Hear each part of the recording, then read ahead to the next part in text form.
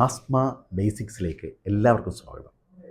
ഇന്ന് നാം ചർച്ച ചെയ്യാൻ പോകുന്നത് stress induced asthma in children, അതായത് ആസ്മ ഉണ്ടാകുന്നത് സ്ട്രെസ്സുമായിട്ട് ബന്ധപ്പെട്ട് അല്ലെങ്കിൽ സമ്മർദ്ദങ്ങളുമായിട്ട് ബന്ധപ്പെട്ട് രണ്ട് തരം സമ്മർദ്ദങ്ങളാണ് കുട്ടികൾക്കുണ്ടാകുന്നത്. ഒന്ന് ശാരീരികം, രണ്ട് മാനസികം. മാനസിക സമ്മർദ്ദങ്ങൾ എന്ന് പറയുമ്പോൾ ചിലപ്പോൾ എക്സാമിനേഷന് മുമ്പ്, പരീക്ഷ എഴുതുന്നതിന് തൊട്ട് മുമ്പായിട്ട്, അല്ലെങ്കിൽ ഏതെങ്കിലും ഒരു സ്പോർട്സ് ആക്ടിവിറ്റിക്ക് തൊട്ട് മുമ്പായിട്ട്, അല്ലെങ്കിൽ ടീച്ചേഴ്സ് വഴക്ക് പറയുന്നു, പാരൻസ് വഴക്ക് പറയുന്നു, കൂട്ടുകാരുമായിട്ടുണ്ടാകുന്ന വഴക്ക്, ഇങ്ങനെ പല സിറ്റുവേഷൻസിലും കുഞ്ഞുങ്ങൾ സ്ട്രെസ് അനുഭവിക്കുന്നുണ്ട്, സമ്മർദ്ദം അനുഭവിക്കുന്നുണ്ട്.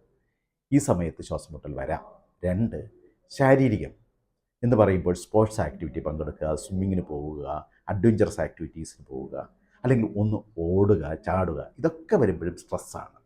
ഈ സിറ്റുവേഷൻസ് ശ്വാസമുട്ടൽ വരാം. അങ്ങനെ ഉള്ള കുട്ടികൾക്ക് പ്രിവെൻറ്റീവ് തെറാപ്പി വളരെ ഉപകരിക്കുന്നതാണ്. ഇങ്ങനെ പ്രശ്നമുള്ള കുട്ടികൾ തൊട്ടടുത്ത പീഡിയാട്രിഷനെ കാണിച്ച് പ്രിവെൻറ്റീവ് തെറാപ്പി നേടുക. ഈ അറിവ് എല്ലാവർക്കും പകർന്നു കൊടുക്കുക. നന്ദി.